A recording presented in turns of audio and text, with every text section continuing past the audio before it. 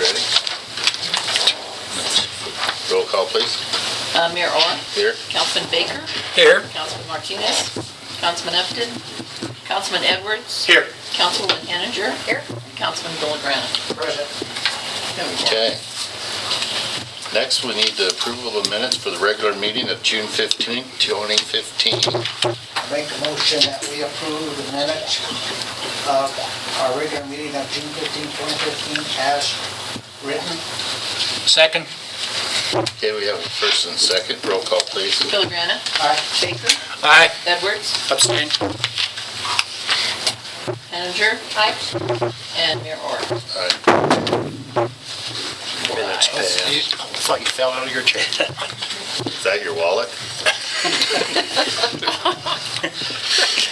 Wow. Visitors. We're going to call up some visitors now. First one we have on our list is Nancy Sector. If you'd like to come up, state your name and address for us, please.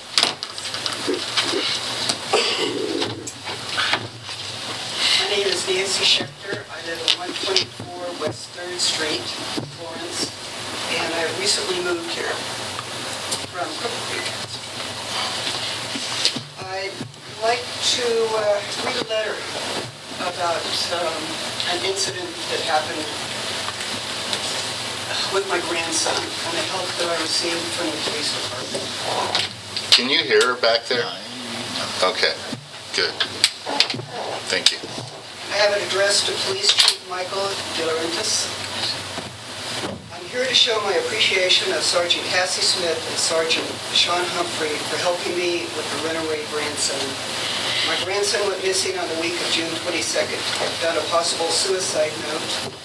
Officer Humphrey looked around the home and read the journal from my grandson. After putting me at ease, he assured me he would do his best to find Joseph and that he was probably still in the area. Within 30 minutes, Sergeant Smith had found my grandson. I met both officers at the police station with great relief that he'd been found safe. The officers spoke to my grandson, offering hope instead of the dark path he was headed down. At this time of doubt in some minds about our law enforcement and all the negative attention, I feel the need to draw attention to the good of our officers and how they help this community. Both officers were caring and professional, and I thank them from the bottom of my heart.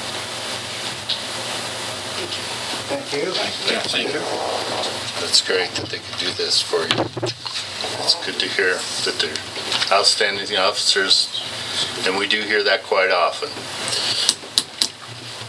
Thank you for bringing that forward. Okay, our next visitor is Mr. Ron Hinkle.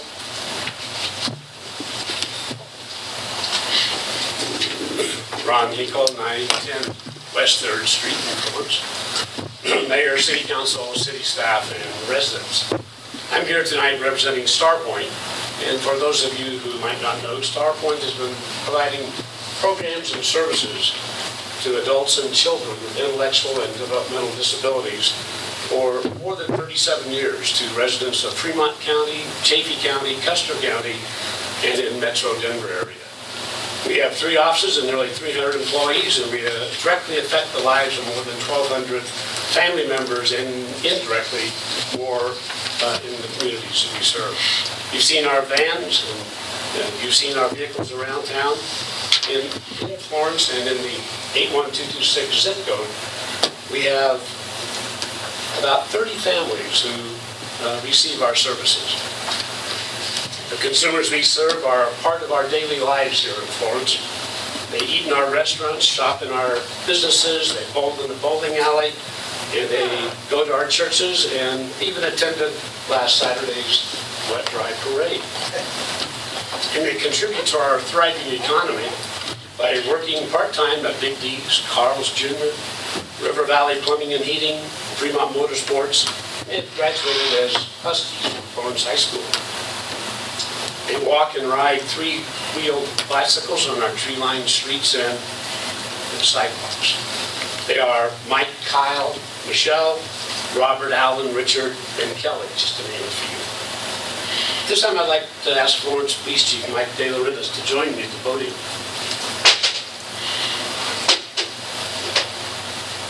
while he makes his way up here, I'd like to remind you that sometimes some of our consumers walk a little differently. Sometimes they talk a little differently. And they may even drool a little bit. I'm not talking about you. We're talking about They work me on a lot of hours. A couple of weeks ago, our Canyon City Adult Day Program decided to honor our county and city law enforcement officers for their dedication, service, and loyalty with the barbecue lunch. We were pleased that all three agencies were represented and attended, but we were more pleased that Sheriff Biker and Chief De Laurentiis took time out of a busy, hectic summer schedule to attend personally. Sometimes our consumers are just like you and I. They may wake up on the wrong side of the bed that morning, or they may develop headaches during the day, just don't feel right and have unexplained aches and pains. And maybe their meds are not working right that day. Occasionally we have to request the assistance of our men and women in uniform to help us out, to help our consumers out. Chief D, I know this is a bit unusual for you to be up here kind of on the receiving end because you're normally on the giving end, giving out accolades and kind words to your department and your folks. But on behalf of the citizens and residents of Florence, our visitors and guests, the Starpoint family, which includes our consumers and their families and staff, would like to thank you and honor you and our Florence Police Department for your 24/7 service, your dedication, your loyalty, and your commitment to our community. We want you to know that we have your back as well. So on behalf of the Starpoint family, we'd like to present this to you, and thank you sincerely for all the effort that you uniforms do.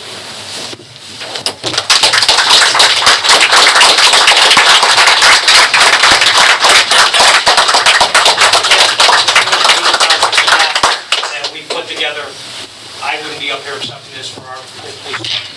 Like Nancy came today, it's everybody who contributes to our goal, and all our officers are on the same page of customer service and a goal of helping as much as we can. So this is for everybody in Florence. Thank you, Mr. Hinkle and Starpoint, very much. I accept this. Move on.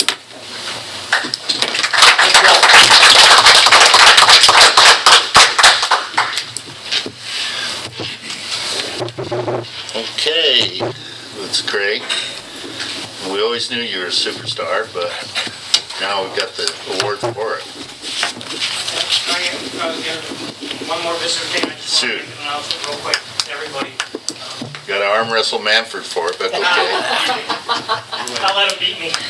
I'm too tired today. But just so everyone knows, today is the last day. Florence Dispatch will be in operation at 2 o'clock in the morning. I'll be back, and everything will be moved over. They've been working all day long. All the operations, this last time 3 weeks ago, didn't go real well. Nothing fell into place. They've been working on all day today, double checking, triple checking everything. Everything seems to be working properly. So at 2 o'clock in the morning, our dispatch center will be moving. The first one's moving over to the new dispatch center at the courthouse. So this will be the last day for the dispatchers. Somewhere down the road in the next maybe 30, 45 days, I'd like to honor each one that's left here with a plaque or an award thanking them for all their hard work. We're down to 5 full-time dispatchers, which is unheard of. They have been working non-stop. We actually have been filling in police more. We may have an extra shift because of summer with the SROs on the street. Myself, the SROs, anybody who can. We've kind of filled in the spots so we don't have our dispatchers working 60 and 70 hours right now with only 5. Our normal staff is 9. So we're fully down right now. But if you see them, run into them, thank them for their service. They've done a great job. Gonna miss them a lot. So, but I think once we get to the new center, the equipment, the combining everything together, the public in Fremont County, Florence, Canyon City are gonna get 10 times better service because we're gonna cut down some times on responses because we're all under one roof and working together, which is our goal. That's right. Thank you. Thank you.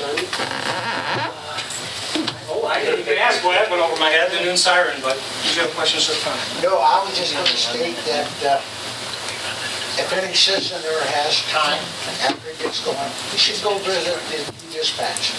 I think it's something that Chief Lawrence, our city manager, and other people have just done a tremendous job. And, it is for your safety. That was the whole concept behind it. And certainly, as citizens of Fremont County, yeah. you should visit it. I think it's an experience worthwhile. I mean, as he said, it's done for saving lives, for saving time, and it's gonna accomplish that. But Mike and the chief have done a super job. They really have. Mr. Villagrana's been on that board as a fill-in, has helped voice his opinion and make sure that we stayed on the right track. It's gone up and down for the last few years, but we're on the right track. Like I said, it's going to cut down on response times, both fire and police, give better service to the community, and that's what it's all about, better service to the community. So you see the dispatchers, please wish them well. Tonight they'll be here, like I said, till about 2, 3 in the morning. I'll be back helping move with everything. There'll be several officers who volunteered their time to help in the move tonight too. So, thank you. Thank you. Okay, now, Mr. Manford.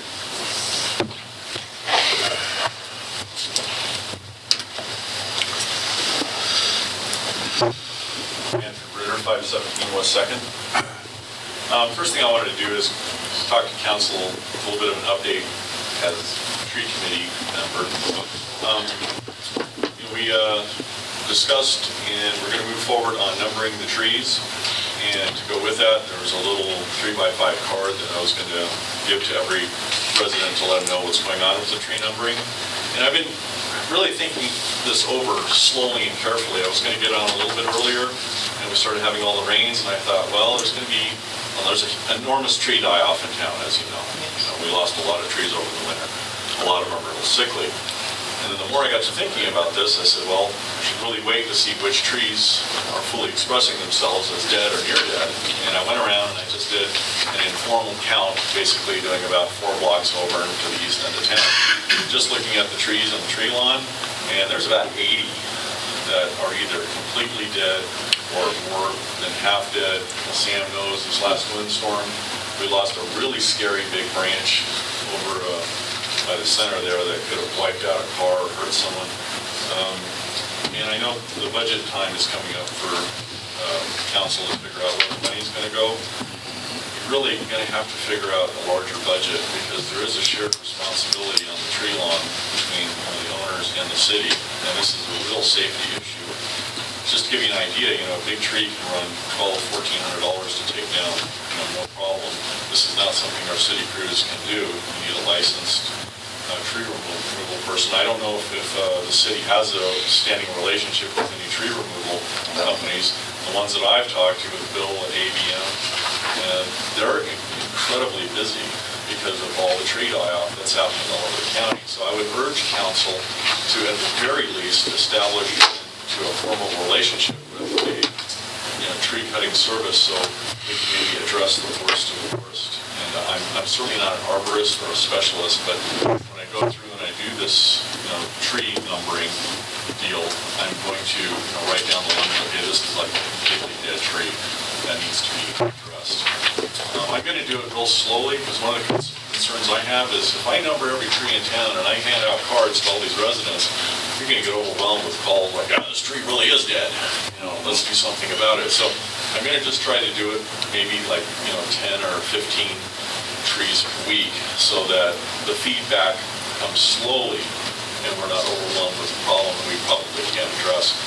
I know there's a little bit of money in the tree budget right now. I would urge that all of that money be put towards mitigation to remove dead trees, scary branches, things like that. And to plan now down the road the same way we plan for the swimming pool and we plan for other things, we need to seriously plan for the tree removal for safety. The way things are going, I imagine next year will be even worse. It's a combination of a lot of things, I'm sure. The age of the trees, the different weather conditions that we're having. If we don't plan for it, it could be a real nasty hit. And of course, it opens the door to lawsuits as well, which we definitely don't want to have. So that's where I'm at with the tree committee. I will be moving slowly forward. As soon as I get the little notification cards from Keith that I gave you the rough draft Yep. on. I'm working on them now. And you got all the numbers that I gave you I got the put out? first 50. So that, I think Good. that'll cover me through summer. All right. And I'm gonna, like I said, I'm gonna work on this real slowly. There's probably about 1,200 trees is my guess. But you're compiling a list of all Yes, really bad What I'm ones. gonna do is I'm gonna do the evens and odds, just like the addresses Yeah. are, so the odd numbered trees will be on Okay. the odd side of the street, the even will be even. I'm gonna start on Second, like you recommended, and just do a few at a Right. time. And like I said, I try to knock out maybe 10 or 15 a week, and then over the course of a year, I should pretty much have it all taken care of. I don't have any Good deal. travel plans, I'll be around for next year. Yeah, because they are in serious, They are- real serious The condition. numbering is going to help, because at least that way Yeah. owners can say, okay, tree number so-and-so, which is a part of my property, call it in, let the guys know there won't be a question about, well, which dead tree is it? Because on a Yeah. lot of corners, that's a real issue. There's, 3 or 4 of them. Yeah. They can notify us, yeah, I lost a big limb, I drug it out from the street or whatever, and maybe we can try to address those. So, this is definitely a warning from what I see, that we need to Yeah. be able to address it. And a lot of people don't address it till it falls on their brand new car, and then they start a little upset about it. I think we need to do better, Yeah, than that. exactly. The same way we wouldn't allow an enormous pothole to sit in the middle of the street forever. Right. We would take care of it because we would see it as a threat. They came through and took care of a lot of the power line branches. Those seem pretty well under control, but what really concerns me is the overhanging limbs that are out onto the street. Yeah, with the hollow Yeah, inside, so, Exactly. And, a dead tree is going to have to come down one way or the other. yeah.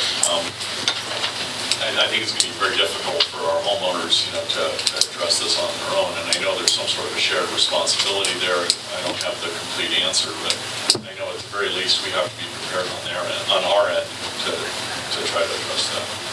And we need to find that out, what the shared is, Yeah. either you or Wade, in case this does start really happening. We actually have, we have technically, the city doesn't really have very much responsibility for it. Correct me if I'm wrong, Brian, but Depends where the tree is located. In the tree lawn I area. think if the tree's over the roadway, then that... we like to help out, but in terms of the true financial responsibility, it actually does fall on the homeowner, or the property owner, I should say. If it is on the property owner, we're going to have to try to... We've got to try to help. With some sort of a notification and an update on that. So we don't have, damage in the thousands, or what happened in Denver a number of years past, because they didn't address it. They ended up with over $1 million tree damage, I think, in 2009 when we had a windstorm. So it's gotten a lot worse over the last year, and hopefully this moves from the basement, maybe up, halfway the ladder, and things like that. Yeah. Second thing I want to talk about is kind of a personal issue that we've had over on Fraser, and that's with the flooding. Probably the easiest way for me to describe this is to draw it out what's happened. The work they did on the road in Fraser is beautiful. Here's the railroad crossing like this.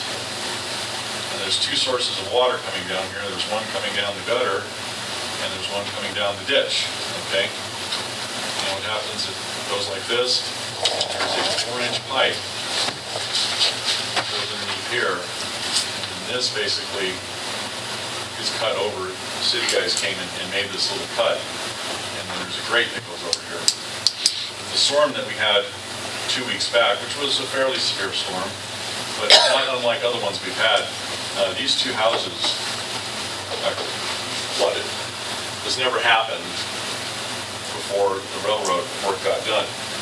I didn't see it, in fact, but apparently the railroad did something to modify the drainage on here, like there was some sort of another drainage outlet. Again, this is a very complicated situation, but I do know the city has responsibility for at least the drainage on the street. And I just see repeated flooding.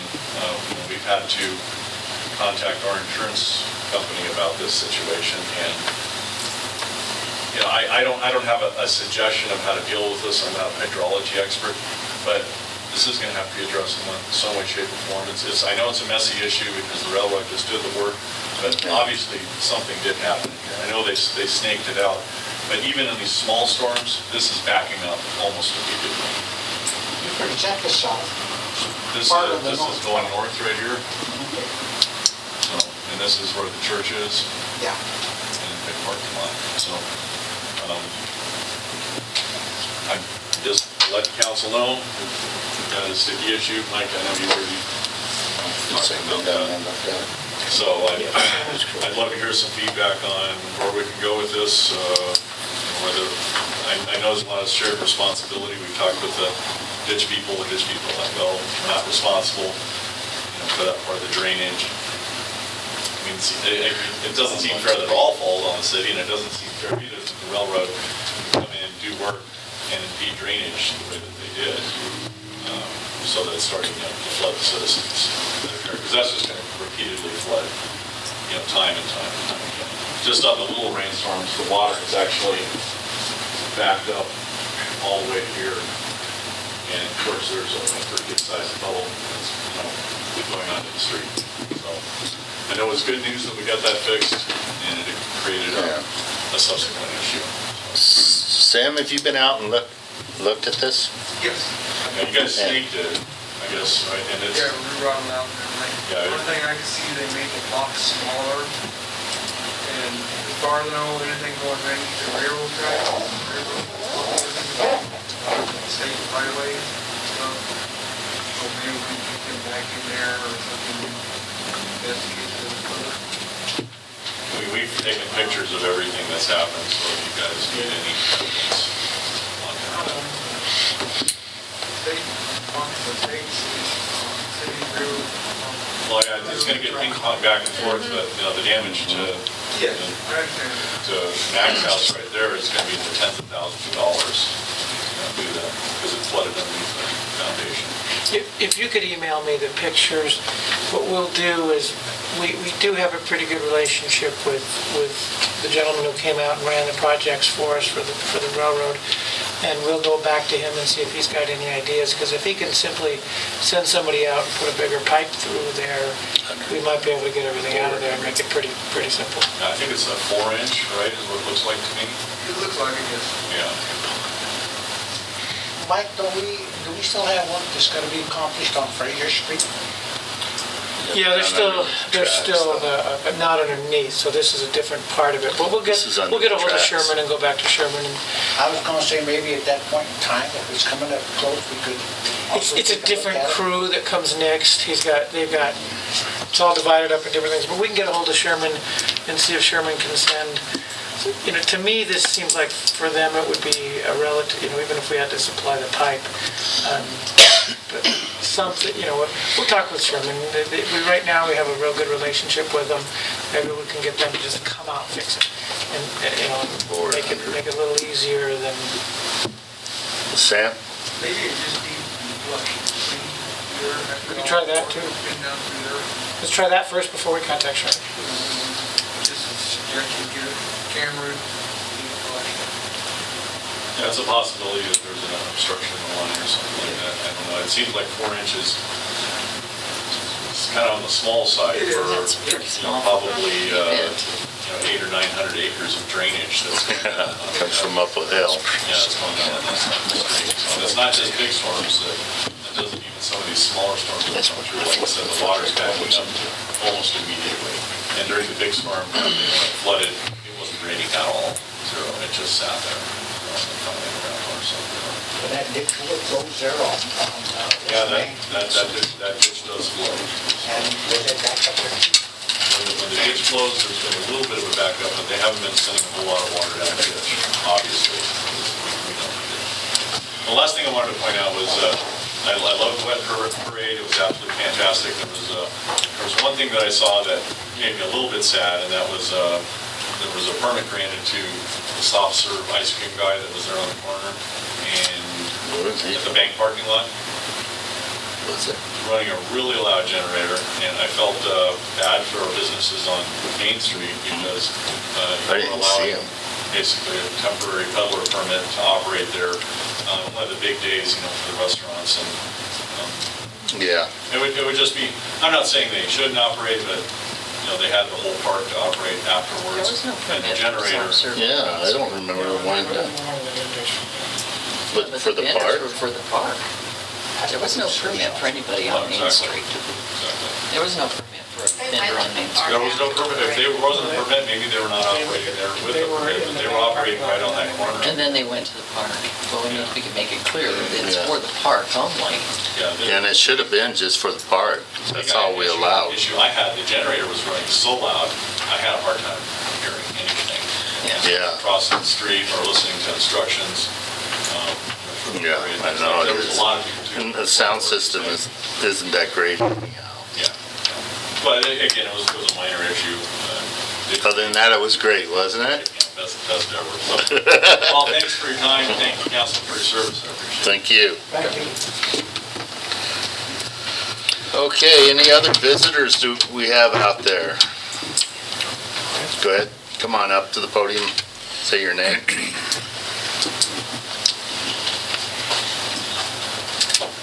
Sean Lenny, I live at 529 North Fraser, but I am here on behalf of the Turtle Water Eagles. I am the serving board president for this term. And we wanted to let you know about our project that we were planning on doing on the 5.73 acres that we purchased on the east side of town. We have a 3 to 5 year plan in place where we want to develop this into a large commercial venue that it will be generating tax revenue and permanent jobs for the city of Florence. We've included a 10-space RV, temporary, small, 2-week permanent, or 2-week maximum stay. RV park for traveling elks, eagles, masons, city council members, state representatives, anybody that's traveling, wants to come through, we're gonna give them a nice place to stay. And this generates sales tax to the city. We're also planning on putting a large pavilion, about the size of the one over here at Pioneer Park, but on private property, with the same concessions, stage, restrooms, facilities, and a concession area out there that we can rent out for private functions. And being on our private property, when we change our liquor license over, we could probably have liquor sales at that pavilion. That's it. We'll come up with that. And part of that, we wanted to donate a portion of the land for a dog park, an off-leash dog park. There is no off-leash dog park in Florence. We have 5.5 acres out there, so that was one of the things we were gonna do, is just donate an area for our little four-legged friends to run around it. That's great. Here in town. We're also planning a large rentable gazebo on the property that can be used for weddings, pictures, proms, dances, get-togethers, whatever, barn dance. Just something else we can rent out to people. And then, of course, our building in the, before I get to our building, we're planning on building a scout hut we have chartered a Cub Scout pack. We're gonna give them their own building on our property so they can have their meetings, store their stuff, and not have to worry about ever finding a new place to live. They will be there for as long as they exist. And then our building, which we plan on seating at least 200 people for bingo on Monday nights. If we can get them out of Pueblo West, Fremont, Canada, Whitmore, get all these people down here to have to come. We also have an interest from 2 other companies that are running bingo, renting our bingo hall and not doing anything theirs. So that's more revenue being generated in the sales tax. That room could also be configured for balls, training seminars, conventions, state conventions. We plan on holding an Eagle State convention as soon as we build that building. We're going to get our Legion to follow, the VFW to follow, a couple others around here that want to have conventions.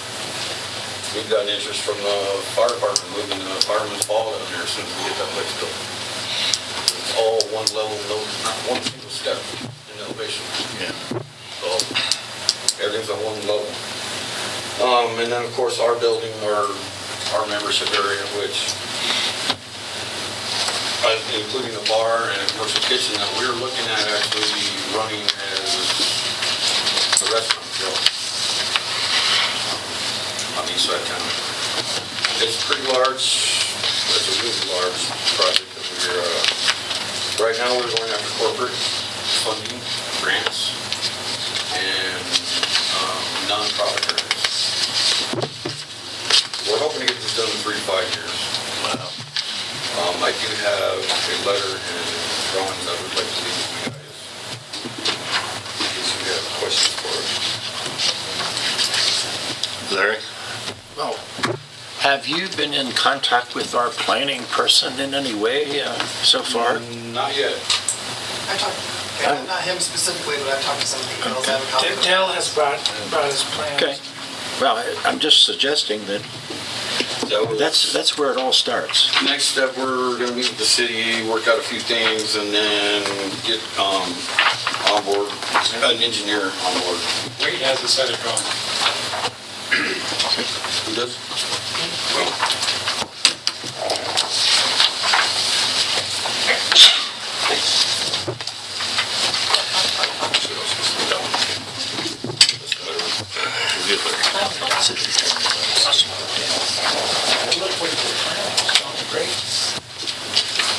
We just really look forward to working with the city on developing a large much property down there that's gonna be viable and generate a lot of interest and some new revenue streams for the city.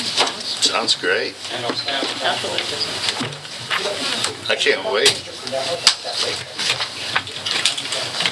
No.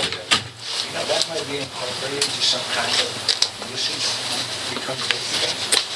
Yeah, he's the one that sold us the properties. Yeah, exactly. No, we have not talked about that. That's a great lake, fireman, all the things. Yeah. Any other questions? Okay, thank you. Any other visitors in the crowd? No? Then we'll move on to unfinished business.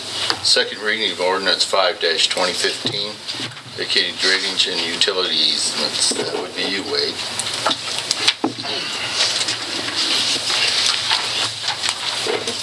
Good evening. I went through the staff report the last time, but this is a simple application for drainage utility easement along a property line. Went through the staff report last time.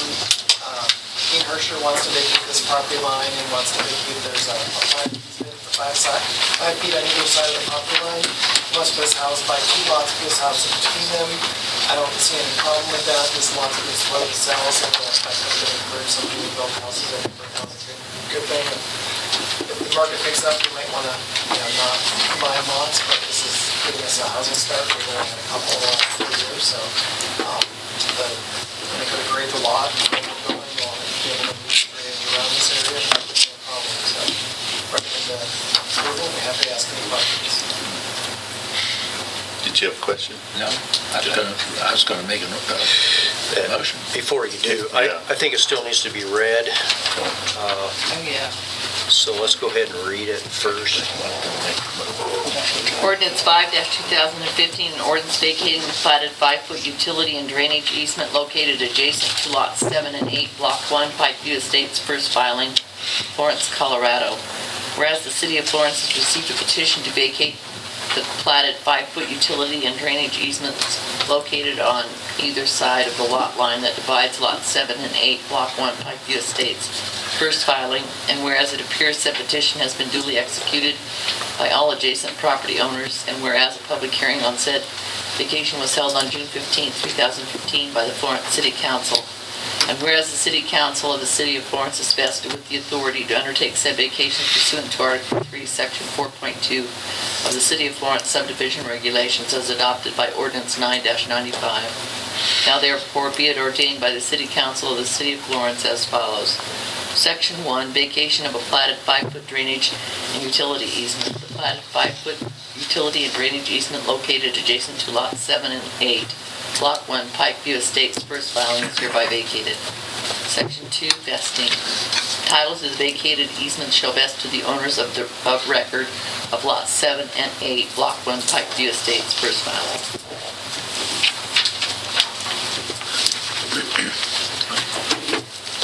Okay.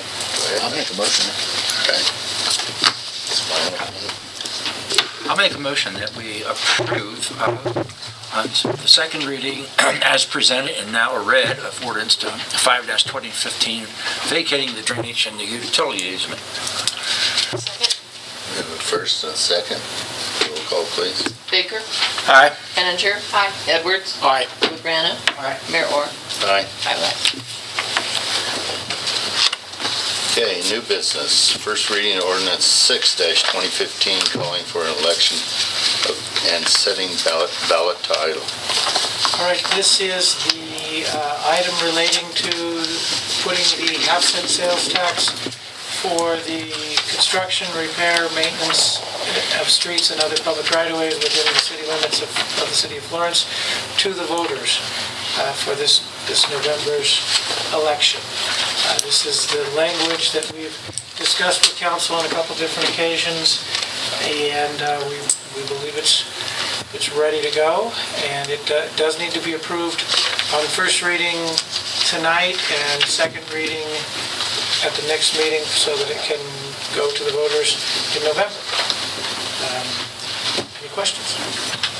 Paul? Just for our city attorney, can we waive the reading of the whole ordinance? Well, you could. It's of significant public import. I would suggest that it be read. Pass out a copy. Let's put Dory in the back first. It's not that long. Then I would make a motion. I could. Sorry. That's what he made the motion. To waive it? No, go ahead and read it. I got ahead of myself. Three Okay. pages. Okay. Ordinance 6-2015, ordinance calling for an election and setting the ballot titles to submit to the registered electors of the city of Florence, Colorado, the question of whether a certain revenue change should be authorized annually such that the city's sales and use tax rate would remain at 2.5% rather than to allow the half cent of said tax to sunset on December 31st, 2015, and the city of Florence would be authorized to collect and retain such revenue generated by the half cent of sales and use tax to be used exclusively for the construction, reconstruction, repair, and maintenance of streets and other public rights-of-way within the corporate limits of the city of Florence and providing for such half cents of sales and use tax to sunset. Whereas the condition of the city streets and other rights-of-way is progressively worsening with time and with wear and tear from increased vehicular traffic, and whereas the city does not have sufficient current revenue to meet the additional demand on its annual budget that the deteriorating condition of its streets presents, and whereas the city council is desirous of repairing and in some instances reconstructing its streets and other public rights-of-way to bring them to an acceptable and roadworthy condition for users and maintain them in good condition, and yet meet its other budgetary obligations. And whereas in 2005, the voters of the city of Florence approved a half-cent increase in the city's sales and use tax, the revenue therefrom dedicated exclusively for the benefit of recreational programs and facilities in the city, including the municipal swimming pool. And whereas said revenue-raising measure is due to sunset December 31st, 2015. And whereas it is the city council's considered opinion that it would be in the best interest of the city if the revenue raised from the half-cent increase in sales tax and sales and use tax formerly dedicated for recreational purposes were to be extended for 10 years and used exclusively for the construction, reconstruction, repair, and maintenance of city streets and other public rights-of-way, with such revenue-raising measures sunsetting December 31st of 2025. And whereas the General Assembly, according to the authority granted at Section 7, Article 10 of the Colorado Constitution, has lawfully authorized the city to impose sales and use tax pursuant to Article 2, Title 29, and Article 26, Title 39, Colorado Revised Statutes. And whereas the City Council further believes that any such sales and use tax rate increase authorized by the registered electors should be extended as an annual revenue change with the proceeds thereof to be and remain available exclusive for the benefit of city streets and other public rights-of-way. And whereas the city council has determined that it would be appropriate pursuant to law to submit a ballot issue at the city's next general election to be held November 3rd, 2015, to enable the electors of the city of Florence to exercise their right to decide whether to maintain the current sales and use tax rate in the city of 2.5% rather than to allow half a percent of said sales and use tax to sunset December 31st, 2015, and dedicate annual revenue generated by 0.5% of such sales exclusively for the benefit of the streets and other public rights-of-way within the corporate limits, and to allow such 0.5% increase of said sales and use tax to sunset December 31st, 2015. 2025. Now therefore be it ordained by the City Council of the City of Florence, Colorado as follows. Section 1, there shall be submitted to the registered electors of the City of Florence, Colorado at the city's coordinated general election to be held Tuesday, November 3rd, 2015 as a proposed ballot issue. Section 2, at said election of official ballot, including absentee, mail, and all other legal forms of ballots, shall state the substance of the question to be voted upon, and so stated shall constitute the ballot title, designation, and submission clause, and each registered elector voting at the election shall indicate his or her choice on the question submitted, which will be in the following form.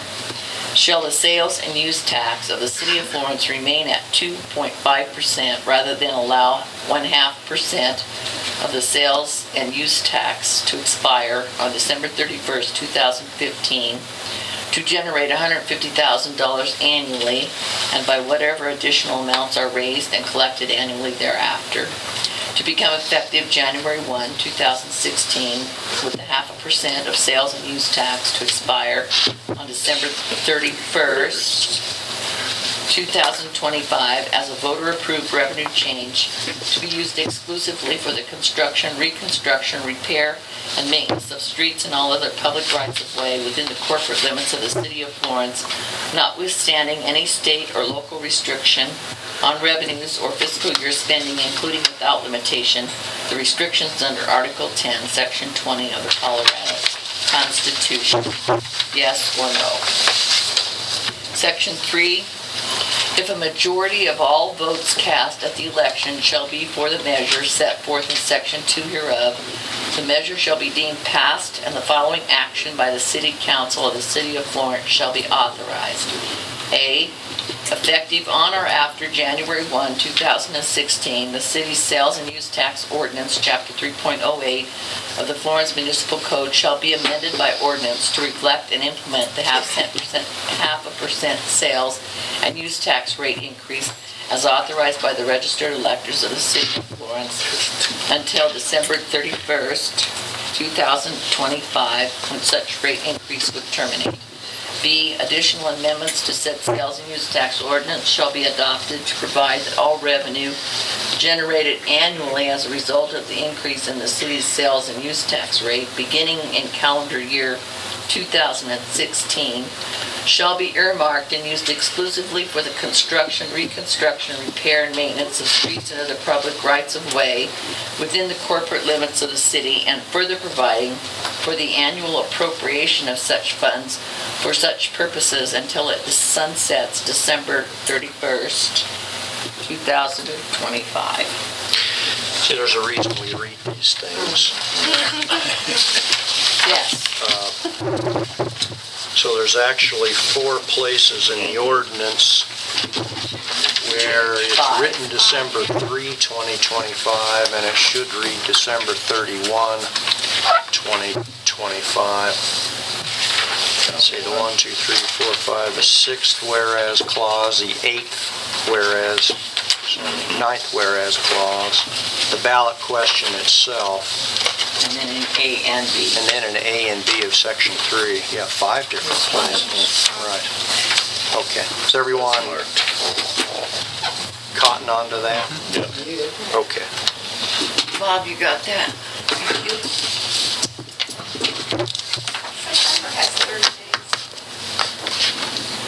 There's no references to September. It's December. September. December. December. The only reference was the voting. Sounds like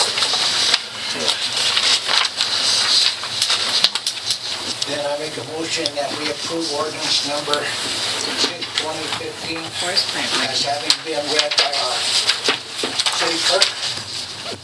As amended? Pardon me? As amended? As amended. Okay, with some, Second? we have a first and second. Any further questions on this matter? Okay, roll call, please. Villagrana. Aye. Baker. Aye. Henninger. Edwards. Aye. Mayor Orr. Aye. 5 ayes. It's hard to put you through that pain, Doreen. I know. I'm glad we did it. It's good to read though, so everybody understands what the question is. I don't know how many times I looked at it. It didn't catch all those. Okay, moving on. Resolution 12-2105, authorizing the mayor to sign agreement with CDOT for North Pike Street planning grant. it's actually supposed to be 12-2015. Well, another error then here. No, we were using 25 in the next one, the previous one. Okay, I'll make that one a 0 there. Okay. Okay, wait, take it away. I hope I'm not I've around. been this grant for a while now, and we've received a contract from CDOT. Been in consultation with CDOT on this project. I think you guys, for your information, there are 2 CDOT projects now. We'll have one at the 115 and 67 intersection. I'll go out to bid May of 16, and then this is to approve the second project, which is just a planning grant for Pikes Peak Avenue from 115 from Main Street to the city limits. And it'll look at all the issues with that street, including the pavement, the sidewalks, the bike lanes, the trees, landscaping, everything. So this is just a planning grant because construction documents and something like this are actually quite expensive. So this will help us have some public meetings, get some input on how we want to redesign that street, and give us the plans that will then allow us to go to the next phase, apply for money. So I think that's about it. I've been talking about this for a little while, and we can finally get started if we approve this agreement with CDOT. Any questions? Just to clarify, when you say city limits, that would be the, there by the river bridge, which doesn't Yeah, mean anything. as we start planning this, people have already brought that up a couple times. Maybe there's, with the safety team or with some other aspect of CDOT, maybe there's a way to start planning to get that connection with these people. We won't have to look at that, we'll just talk about that.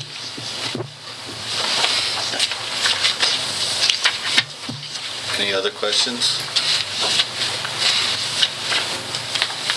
Make a motion that we approve the resolution 12-2105, authorizing the sign agreement with CDOT for North Pike Street planning grant.